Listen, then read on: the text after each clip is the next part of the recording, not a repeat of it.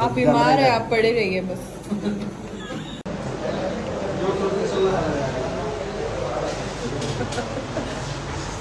सो जाओ। अरे पैर दुख जाएगा, चलो।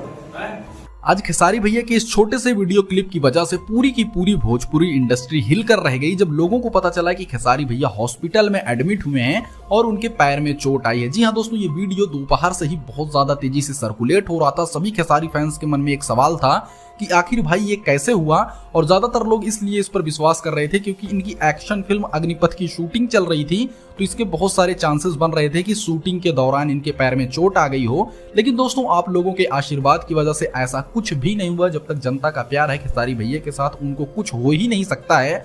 और इस बात को पर्सनली उनकी हीरोइन आकांक्षा पुरी ने जाकर वेरीफाई किया है। उन्होंने खेसारी भैया के साथ वीडियो डाला और उसके साथ का ऑडियो भी मिला, जिसमें भाई ये बात क्लियर पता चली कि अग्निपथ मूवी का एक सीन था, लेकिन 1 मिनट के लिए पूरी भोजपुरी इंडस्ट्री हिल गई थी।